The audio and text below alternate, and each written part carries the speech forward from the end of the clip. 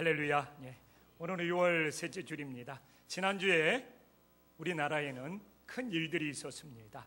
북미 대화가 있었고 지방 동시 선거가 있었고 또 내가 추구하는 러시아 월드컵 축구 개막식이 있었습니다. 세 가지 사건 모두 다 우리나라의 미래와 관련이 되어 있습니다. 이런 큰 사건들을 우리들이 어떤 시각으로 보느냐에 따라서 관점의 차이가 존재할 수 있겠죠.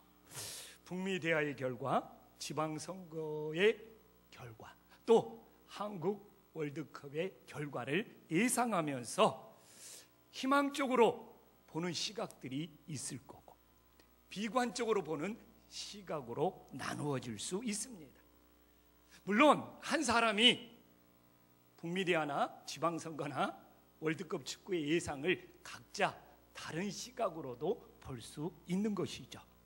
근데 만약 우리들이 이 세상을 비관적인 시각으로만 바라본다면 허무주의에 빠질 수 있다는 겁니다. 그런 허무주의에 빠진 사람들의 마음을 알아서 그러는지 전도서 1장에 보면 헛되고 헛되며 헛되고 헛되니 모든 것이 헛되도다고 허무주의 고백으로 시작을 하고 있습니다. 그러므로 많은 사람들은 전도서는 허무주의를 노래하는 책이 아닌가 이렇게 바라보는 사람들이 있죠. 분명 제가 봐도 전도서는 철저히 모든 것이 헛되고 헛되다는 허무주의 사상으로 시작을 하고 있습니다. 그러나 항상 우리들이 시작만 바라보는 것이 아니라 결론을 전도서가 어떻게 내리고 있느냐, 이것도 너무 중요한 일인 것이죠. 전도서가 12장까지 있는데 전도서 12장 결론을 보면은 너는 청년의 때에 너의 창조주를 기억하라고 말씀하고 있습니다. 전도서는 분명 모든 것이 헛되다고 허무주의로 시작했는데 마지막 12장을 보면 창조주 하나님을 기억하라는 것은 희망을 노래하고 있고 소망을 노래하고 있거든요. 어떻게 오늘 이 전도서가 허무주의로 시작했는데 그것이 어떻게 변하여 하나님을 기억할 수 있는 희망의 노래, 소망의 노래가 됐는지 궁금하지 않습니까? 그래서 오늘 하나님이 주시는 말씀을 통하여 어떻게 허무주의가 변하여 창조주 하나님을 기억하는 소망의 노래가 되었는지 깨닫고 우리들의 삶에 적용할 수 있는 소중한 시간, 은혜의 시간이 될 수 있기를 간절히 소망합니다. 그러면 저는 오늘 이 전도서를 보면서 세 가지 과정을 거치고 싶어요. 먼저는 어떤 사람들이 허무주의에 빠지는가, 두 번째 단계는 그 허무주의에서 어떻게 벗어날 수 있는가, 마지막 단계는 허무주의에 벗어난 사람들은 어떻게 살아야 하는가. 이럴 때 우리들이 허무주의를 정확히 진단하고 그 허무주의에서 치료받고 벗어날 수 있음을 믿으시기를 간절히 소망합니다. 그러면 첫 번째 단계로 어떤 사람들이 허무주의에 빠집니까? 오늘 전도서 2장 17절에 보면 자기 인생이 미운 거예요. 내가 사는 것을 미워하는 거예요. 여기서 미워한다는 것은 자신의 인생을 싫어한다는 의미와 똑같습니다. 여자로서 사는 자신의 인생이 믿고 싫어. 며느리로 사는 자신의 인생이 믿고 싫어. 그래서 지난번에 중국 선교가 보니까 중국의 이혼율이 급증하고 있습니다. 그냥 하나밖에 없는 딸로 태어나서 막 가정에서 귀엽게 돌보다가 시집 가니까 시어머니가 구박하는 거예요. 그래서 결혼한 지 1년도 채 되지 않아서 헤어지는 중국 가정들이 너무 많다는 거예요. 그래서 지금 이강석 선교사님 부부가 하는 일 중에 가장 많은 일들이 이혼 상담이랍니다. 며느리로서 한평생 일생을 살라고 하니까 내가 너무 믿고 내 인생이 너무 싫어지는 거야. 이 가정을 깨버려야 되겠다. 이렇게 자기가 사는 인생이 미울 수 있고 싫을 수 있어요. 그래서 한번 저에게 적용해 봤어요. 내가 목사로서 사는 인생이 미워, 내가 목사로서 사는 인생이 싫어져. 그럼 어떻게 되겠습니까? 지금도 혹시 우리는 자신도 모르게 이렇게 사는 내 인생이 미울 수 있고 이렇게 사는 내 인생이 싫을 수 있어요. 이런 경우 우리의 인생은 자신도 모르게 허무주의에 빠지게 된다는 것을 깨달으시기를 간절히 소망합니다. 혹시 자기 인생이 너무너무 싫어서 그런 허무주의에 빠진 사람이 있는지 옆 사람 한번 살짝 바라보시기 바랍니다. 이 사람 혹시 자신의 인생을 지금 미워하고 싫어하고 있는 거 아니야? 그러지 말라고 등 한번 두드려 주세요. 아유, 그러시면 안 된다고. 또한 어떤 사람이 허무주의에 빠지냐? 오늘 2장 17절에 보니까 해 아래에서 하는 일이 괴롭다는 거예요. 여기서 괴롭다는 것은 내가 이렇게 열심히 사는데 죽음 앞에서 모든 것이 무익하다는 거예요. 그래서 전도서 2장 10절에 보면 너무 설명이 잘 나와 있어. 막 해 아래에서 막 열심히 살고 모든 일을 했는데 나중에 보니까 남는 것이 없어. 내 인생이 딱 죽음 앞에 직면하니까 모든 것이 헛되고 무익하고 허무한 거예요. 그래서 오늘 2장 17절로 다시 돌아오면 해 아래 사는 일들이 어떻다고요? 괴롭다고 말씀하고 있는 겁니다. 이렇게 괴로운 인생들은요, 하루하루 사는 것이 고통스러워. 오늘도 내가 먹어야 되고 오늘도 내가 잠을 자면서 하루하루 내 인생이 반복되는 것이 괴롭고 고통스럽단 말입니다. 근데 지금 이 괴로운 인생을, 이 고통스러운 인생을 너무 허무하고 너무 무익하기 때문에 빨리 끝내고 싶어. 이런 사람들이 바로 허무주의에 빠져 있는 거예요. 내가 목사로 사는 것이 괴로워. 내가 목사로 이렇게 지내는 것이 너무 고통스러워. 그래서 목사로 사는 내 인생을 빨리 끝내고 싶은 허무주의에 빠져 있다면 어떻게 되겠습니까? 그런 너무나 많은 사람들이 하루하루 고통스러운 인생 속에, 괴로운 인생 속에 먹고 사는 것을 반복하는 것이 너무 지치고 너무 무익하고 너무 허무하게 느끼는 인생들이 많아지고 있다는 겁니다. 혹시 우리 성도님들 중에 그런 마음이 드는 사람이 없습니까? 또 하나, 허무주의에 빠진 사람들은 어떤 인생이라고 합니까? 17절, 2장 17절 마지막에 보면 모두 다 헛되어 바람을 잡으려는 것 같다는 겁니다. 여기서 바람을 잡는다는 것은 무엇입니까? 아무리 애쓰고 힘써도 잡히지가 않아. 그래서 내 인생에 의미가 없어지는 거예요.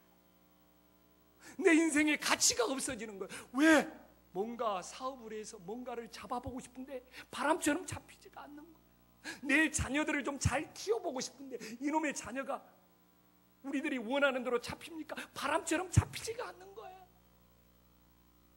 나도 목회하면서 뭔가를 이뤄보고 싶은데 와, 이렇게 바람처럼 잡히지가 않는지, 내 인생에 의미가 없구나, 내 인생에 가치가 없구나, 의욕 상실에 빠지는 거예요. 저도 목회하면서 의욕 상실에 빠질 수 있는 거죠. 뭔가 이 교회를 막 키워보고 싶고 뭔가 잘해보고 싶은데 될 듯 잡히지가 않는 거예요. 바람을 잡는 것처럼 의욕 상실이 밀려오면 어떻게 됩니까? 무기력증에 빠지게 돼 있어요. 그래서 오늘도 바람처럼 잡을 수 없는 인생, 내가 내 남편을 이렇게 좀 만들어 보고 싶고 잡아보고 싶은데 내 남편이 잡히지를 않아. 그냥 지 좋아하는 것만 하고 살면서 잡히지를 않아. 바람처럼 잡히지 않는 이 남자하고 내가 계속 살아야 되느냐, 이런 고민할 수 있잖아. 또 이놈의 여자가 좀 남편한테 고분고분하고 말을 잘 들어야 되는데 요새는 무슨 여성 동둥이라고 하면서 이 애편 내가 내 말하는 대로 잡히지가 않아. 실제 그럴 수 있지 않습니까? 부부를 서로 잡으려고 사냐 이거예요. 제가 말하지만 바람처럼, 어떻게 보면 세상은 그 어떤 것도 잡히지가 않는 거예요. 그래서 유명한 유행가 가사가 있잖아요. 바람처럼 왔다가 바람처럼 사라진다고. 최희준 씨가 불렀나요? 그래서 우리는 이렇게 내 인생이 싫어짐으로 허무주의에 빠지고 하루하루 살아가는 이 반복된 인생이 괴롭게 느껴짐으로 허무주의에 빠지고 내 인생 뭔가 잡아보려고 애쓰는데 잡히지 않는 내 삶을 보면서 의욕상실에 빠져서 허무주의에 빠지는 것이 우리들의 모습이라고 전도서는 우리 자신들을 진단해 보라고 하나님의 메시지를 전해주고 있는 것입니다. 그러면 이제 다음 단계로 넘어가서 우리들이 어떻게 이런 인생의 허무주의를 극복하고 이겨낼 수 있느냐는 것이죠. 그래서 전도서는 그 첫 번째 치유 방법으로 우리가 읽었던 오늘 11절에 하나님이 모든 것을 지으시되 때를 따라 아름답게 하셨다는 것을 알아야 된다는 거예요. 우리 인생의 때를. 그러나 2장 17절에는 우리가 뭐라고 나와 있어요? 허무주의에 빠진 인생은 자기 인생이 미운 거예요. 자기 인생이 괴로운 거예요. 그래서 오늘 우리가 다시 11절로 돌아와서 어떻게 해야 돼요? 이 미운 인생이 그래도 하나님이 때를 따라 아름답게 만들었다는 것으로 받아들일 때 허무주의에서 벗어날 수 있음을 믿으시기를 간절히 소망합니다. 우리 인생은 아름다운 때를 놓치고 살아간다는 거예요. 우리 돌아봅시다. 어린 시절에 아름다운 때가 있었어요. 젊은 시절에 아름다운 때가 있었어요. 중년 시절도 아름다운 때를 보내고 있는 겁니다. 노년 시절도 인생의 성숙함에 아름다운 때를 보내고 있는 거예요. 그러나 내가 지금 중년의 때를 보내고 있는데 젊음의 때만 그리워오고 있어. 그러면서 이 중년의 때를 허비하고 낭비하고 있다면 어떻게 되겠습니까? 내가 언젠가는 노년의 때가 될 겁니다. 이제 노년의 때가 되었을 때는 내가 중년의 때를 좀 이렇게 보내야 되는데 하면서 중년의 때를 그리워하고 있다면 내 인생은 남는 것이 없이 허무주의로 내 인생을 다 소비해버리고 낭비해버리게 된다는 겁니다. 그래서 우리가 어린 시절의 때만을 그리워하지 말고 젊은 시절의 때만을 그리워하지 말고 지금 이 중년의 시절에도 지금 이 노년의 시절에도 하나님이 우리의 때를 아름답게 하시고 있다는 것을 믿으며 나아가는 것이 허무주의를 극복하는 지름길이 됨을 믿으시기를 간절히 소망합니다. 우리들이 지나간 시절만 지나간 때만 그리워오고 있다면 지금 우리들이 살고 있는 때까지 동시에 망치고 있음을 보여주고 있는 거예요. 지나간 때는 지나간 때대로 하나님이 그렇게 살게 하신 하나님의 뜻이 있어. 지금 우리들이 젊음의 때든 중년의 때든 노년의 때든 그래도 지금의 때라도 하나님 보시기에 아름답게 만들고 살아갈 때 우리 인생이 가치 있고 소중함이 넘침을 믿으시기를 간절히 소망합니다. 또한 허무주의에 빠진 우리들에게 하나님이 두 번째 처방 방법으로 오늘 11절에 보면 우리 사람들에게 무엇을 주셨어요? 영원을 사모하는 마음을 주셨다는 것이 너무 중요한 것. 사실 이 세상이 전부냐 이렇게만 바라보면 허무주의에 빠지는 거예요. 그래서 2장 17절에 보면 어떻게 나와? 지금의 인생이 괴로운 거예요. 이렇게 고생만 하다가 내 인생이 다람쥐 쳇바퀴 돌다가 괴롭게 내 인생이 끝나야 되니 허무한 거예요. 그래서 하나님께서 다시 오늘 11절로 들어와서 내 인생에 하나님이 무엇을 주신 거예요? 영원을 사모하는 마음을 하나님이 주셨다는 거예요. 그래서 누구에게나 영원을 사모하는 마음이 있어요. 오늘 우리들이 영원을 사모하는 마음이 있기 때문에 창조주 하나님을 기억할 수 있는 거예요. 근데 사람들이요 이렇게 유한한 세상에서 살다 보면 인간 스스로 영원한 세계를 부정하고 하나님을 부정하는 삶을 살게 된답니다. 근데 오늘 보십시오. 하나님은 인간에게 배고픔을 느끼도록 하셨어요. 인간이 배고프기 때문에 어떤 거예요? 먹는 일이 감사하고 소중한 일이 되는 거예요. 오늘 먹고 사는 것도 하나님이 주신 즐거움이라고 하잖아요. 왜? 그건 배고픔이 있기 때문에 그러는 거예요. 오늘도 예배를 드리지만 우리 성도님들이 배가 고프면 고플수록 오늘 점심이 맛있어요? 맛이 없어요? 맛있어요. 근데 배고프지 않는 사람에게는 오늘 점심이 맛이 없어요. 배고프지 않는 사람이 반찬 투정하는 거예요. 그래서 반찬 투정하는 사람들은 밥 먹지 말으라고 해야 돼요. 아직 배가 덜 고프고 막 실제로 그렇잖아요. 근데 똑같은 이야기를 해요. 우리 인간이 유한하기 때문에 영원한 세계를 사모한다는 것. 배고픈 사람들이 먹는 것으로 즐거움을 찾듯 유한하게 살아가는 우리들에게는 영원한 세계를 사모할 수밖에 없고 하나님을 찾을 수밖에 없는 것이 우리 인간의 삶이라는 것을 전도서는 우리들에게 보여주고 있습니다. 우리들이 배고픔을 느끼면 먹는 것을 통하여 즐거움을 찾듯 내 인생이 작고 내 인생이 유한함을 느끼면 느낄수록 영원한 세계를 사모하고 영원한 하나님을 붙잡는 믿음의 인생들이 될 수 있기를 간절히 소망합니다. 사람들이요, 유한한 세상에 살기 때문에 오히려 이 짧은 세상에 더 집착할 수가 있는 거예요. 그러나 우리들이 오히려 영원한 세계를 사모하잖아요. 그럼 이 유한한 세상에서의 오히려 집착에서 벗어날 수가 있는 거예요. 내가 내 아내에게 집착하고 내가 내 자녀에게 집착하고 내가 내 일에 집착한다고 모든 것이 잘 풀리냐 이거예요. 때로는 집착에서 벗어나 한 걸음 떨어져서 바라볼 때 우리네 삶이 제대로 보일 수가 있는 거예요.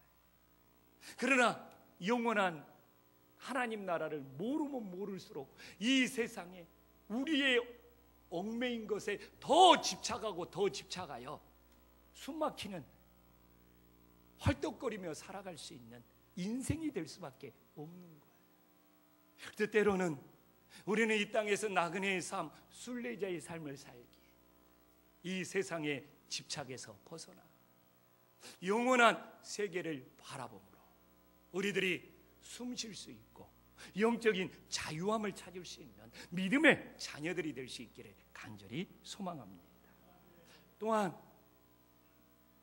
전도자는 우리들에게 정확히 진단해 줍니다. 우리 유한한 인간은 11절 후반부를 봐보십시오. 하나님이 하시는 일이 뭡니까? 시작과 끝을, 시종, 처음과 나중을 사람은 측량할 수가 없는 거예요. 그런데 허무주의에 빠진 인생들은 뭡니까? 오늘 우리가 2장 17절에 봤죠. 뭔가 내 인생의 마지막을, 내 인생의 결론을, 내 인생의 결과를 자기가 붙잡으려고 해요. 바람처럼 잡히지가 않거든요. 그러니까 허무주의에 빠져요. 그럼 오늘 우리가 11절 후반부를 다시 봐보십시오. 인생은 어차피 내 시작과 내 끝을 알 수가 없는 거예요. 아, 나는 유한하구나. 이걸 받아들여야 되는 거예요. 세상은 두 부류의 인간이 있습니다. 하나의 부류는 어떤 부류인 줄 압니까? 자기가 모든 걸 다 안다는 거예요. 나는 내 인생의 시작도 알고 내 인생의 끝도 알고 내 인생의 결과도 안다는 거예요. 허풍이죠. 착각이죠. 교만이죠. 내일 내 인생이 어떻게 될지 몰라요. 그러면서도 정말 많은 인간들이 자기가 모든 걸 다 아는 것처럼, 그러나 하루 뒤에 자기 인생이 어떻게 될지도 모르는 어리석은 인생의 모습이 우리의 모습인 거예요. 또 하나의 인간은, 또 하나의 부류는 어떤 부류입니까? 아, 우리는 인생의 미래를 알 수가 없다면서 자포자기에 빠져서 허송세월을 보내는 거예요. 에이, 앞날이 어떻게 될지도 모르는데 하면서 비관하고 자포자기에 빠져가지고 허송세월 보내면서 시간을 낭비하는 인생들이 너무 많다는 것이죠. 그러나 전도서는 뭡니까? 사람들은 우리의 시작과 우리의 끝을, 시종을 알 수 없기 때문에 오히려 시종을 알고 계시는 하나님 아버지를 의지해야 되는 것이, 경외해야 되는 것이 진정한 인간의 본분이 됨을 깨달으시기를 간절히 소망합니다. 이처럼 허무주의에 빠진 우리네 인생은, 그리고 지금 내가 살고 있는 때가 아름답다는 것을 볼 줄 알고, 그래도 이 세상이 전부가 아니고 영혼을 사모하는 마음을 주셨고, 내 인생의 시작과 끝을 알 수 없기 때문에 하나님을 의지할 때 허무주의에서 벗어날 수 있다는 것을 우리들에게 전해주고 있습니다. 이제는 최종 단계로 가서, 그럼 우리들이 과연 허무주의에 벗어났다면 하루와 일의 삶을 어떻게 살아야 되느냐, 이건 아주 중요한 거잖아요. 만약 우리가 허무주의에 벗어났는데 하루하루 삶을 바르게 살지 못한다면 우리는 다시 허무주의로 되돌아갈 수밖에 없는 거예요. 그래서 오늘 전도자는 허무주의에 극복하여 하나님을 의지하는 인생이 어떻게 살아야 되는지 분명한 메시지를 주고 있어요. 너무 은혜롭게 13절을 봐보십시오. 우리가 누리는 모든 것을 하나님이 주신 선물로 받아들인다는 겁니다. 아멘. 아멘. 우리 성도님들 의욕상실에 빠졌어요? 무기력증에 빠졌어요? 왜 이렇게 아멘 소리가 의욕상실처럼 들려요? 우리의 살고 있는 모든 인생이 하나님이 주신 선물임을 믿습니다. 이제 좀 허무주의에서 벗어나는 것 같네요. 근데 사람은요 원래 그러는 것이 아니에요. 전도서 2장 11절에 봐보십시오. 이야, 이걸 깨닫기가 쉽지가 않아요. 모든 인간은 자신의 이 손으로 수고하여 먹고 사는 줄 알면서 괴로운 인생을 산다는 거예요. 내가 이렇게 수고하여 내 가정이 되는 줄 알고, 내가 이렇게 수고하여 뭐가 되는 줄 알고, 그래가지고는 내가 이렇게 수고하여 사는데 내 인생이 내 손으로 이렇게 수고하는데 내 인생이 이렇게 안 풀리냐면서 괴롭고 힘든 인생을 사는 거예요. 그러나 하나님께서 아무리 내가 수고하고 많은 걸 모을지라도 당장 오늘 밤에 하나님께서 내 생명을 취해버리면 뭐가 되는 겁니까? 그래서 오늘 다시 13절로 돌아오지만 내가 이 세상에서 누릴 수 있는 모든 것은 하나님이 주신 선물이 됨을 믿으시기를 간절히 소망합니다. 오늘도 제가 새벽에 일어나서 교회를 오면서 오늘 하루의 삶도 하나님이 주신 선물이다 생각하니까 내 마음이 달라지는 거예요. 오늘 하루도 하나님께서는 저에게 눈을 뜨게 하셨고, 하나님께서 오늘도 저에게 내 생명이 호흡할 수 있는 선물을 주신 거예요. 만약 저녁에 하나님께서 아침에 깨어날 때 내 생명이 숨 쉴 수 있는 선물을 주시지 않았다면 내 인생은 멈출 수밖에 없는 거지 않습니까? 그래서 진짜 우리들이 허무주의에서 벗어난 인생이라면 하루하루 모든 내 삶을 하나님이 주신 선물로 고백하며 살아갈 때 매일매일의 삶이 감사가 넘치지 않겠습니까? 근데 오늘도 내 손으로 수고하고 오늘도 내 손으로 모든 것을 해야 된다고 생각했을 때는 괴로운 거예요. 어떻게 감사가 나오겠습니까? 왜 이렇게 내 인생이 안 풀리냐고 원망하고 불평하면서 살게 되는 것이죠. 그래서 저는 정말 하나님의 자녀라, 하나님을 부정하게 만드는 허무주의에서 빠져나왔다면 매일매일 하루의 삶, 내가 누리는 이 모든 거 하나님이 주신 선물이다. 그랬을 때 빵 한 조각, 물 한 모금 놔두고도 이것도 나에게 하나님이 주신 일용할 양식이고 하나님이 주신 선물이라고 진심으로 감사 기도하면서 받아들일 수 있는 거예요. 또한 뭐라고 말합니까? 하나님이 주신 선물로 살아갈 때 허무주의에서 벗어나 이제 하나님을 의지하는 삶을 살아갈 때 14절에 뭐라고 합니까? 하나님의 일을 더하거나 빼거나 가감하지 말고 살라는 겁니다. 14절에 봐보십시오. 하나님께서 행하시는 모든 것은 영원히 있을 것이라 그 위에 우리 인간이 더할 수도 없고 그것에 덜할 수도 없다는 것을 우리는 받아들여야 되는 거예요. 인간은 유한하고 하나님은 영원하시기 때문에 유한한 인간이 하나님이 행하시는 일을 더할 수도 없고 뺄 수도 없다는 것을 알았을 때 저는 거기서 평안함이 오고 자유가 온다고 믿는 사람입니다. 우리가 막 자녀에게 집착하고 자녀의 인생을 어떻게 막 바꿔보려고 그러면서 고3 엄마들이 고3 애를 위해서 대신 시험 치러줄 수 있습니까? 그 인생 대신 살아줄 수 있느냐고. 우리 자녀 대신 우리들이 장가가고 시집까지 할 수 있냐고요. 자녀들 인생 우리가 뭘 더하거나 뭘 뺄 수가 있습니까? 근데 왜 이렇게 아둥바둥합니까? 하나님께 맡겨야죠. 우리의 모든 관계가 그렇지 않습니까? 내가 내 아내한테 뭘 더해줄 수 있고 뭘 뺄 수 있습니까? 내 자신도 더할 수 없고 뺄 수 없는 인생이기에 하나님께 맡겨야 돼요. 우리 자녀의 인생도, 우리 배우자의 인생도 하나님 앞에 맡길 수밖에 없는 것이 우리의 현실 아닙니까? 저는 이렇게 지방선거나 북미디어나 이런 결과들을 보면서 낙심할 사람들을 위로해 주고 싶어요. 그렇다고 지금 이 돌아가는 세상을 본인이 뭘 더할 수 있고 뭘 뺄 수가 있습니까? 이 세상 돌아가는 것이 마음에 안 들다고 투덜대고 원망하고 얼마든지 불평할 수 있습니다.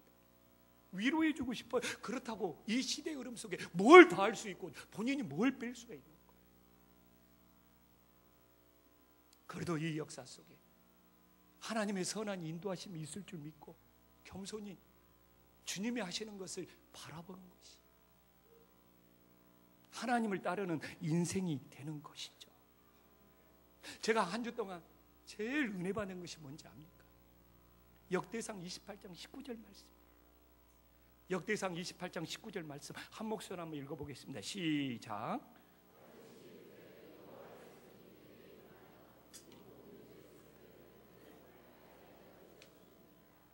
솔로몬이 성전을 건축했잖아요. 하나님이 좀 띄워주십시오. 하나님이 다윗에게 설계도를 다 그려준 거예요.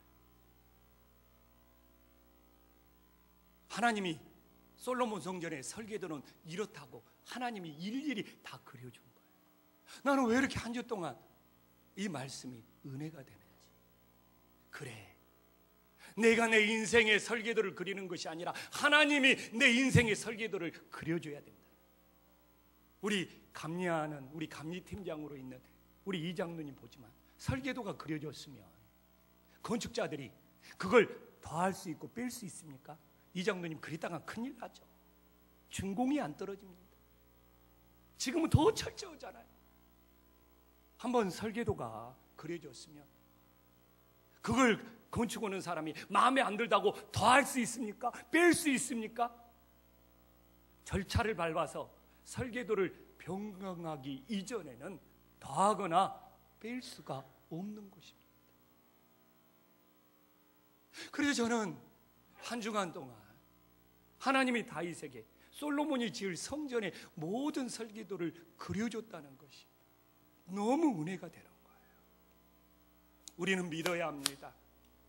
하나님이 우리 교회를 향한 설계도가 있을 줄 믿습니다. 하나님이 우리 가정을 향한 설계도가 있을 줄 믿습니다. 하나님이 우리 자녀들을 향한 설계도가 있을 줄 믿습니다. 하나님께서 우리 각자를 향한 설계도가 있는 것. 그런데 우리들이 그걸 다 하려고 하고 그걸 빼려고 할수록 우리 인생은 더 고통스러울 수밖에 없지 않습니까? 하나님이 계획하신 설계대도록 겸손히 순종하며 따라갈 수 있는 믿음의 자녀들이 되기를 간절히 소망합니다. 이제 이런 과정을 다 거친 우리들에게 하나님이 주신 메시지는 뭡니까? 14절에 나와 있죠. 하나님을 경외하며 살아야 됩니다. 이런 모든 과정을 통하여 우리들이 매일매일 하나님을 경외하며 허무주의에 빠진 인생은 뭐예요? 영원한 하나님이 보이지가 않는 거예요. 그러나 허무주의에 벗어난 인간은 오늘도 이렇게 영원하신 하나님을 경외하며 예배하고 있음을 믿으시기를 간절히 소망합니다. 그러면 우리들이 진짜 하나님을 경외한다는 증거가 있어요. 그것이 오늘 17절이지 않습니까? 두 가지로 나눠볼게요. 하나님이 반드시 의인과 악인을 심판한다는 걸 믿어야 돼요. 인간은 이것이 불만이에요. 저렇게 악인이 설치고 있는데, 저렇게 악인이 잘 살고 있는데,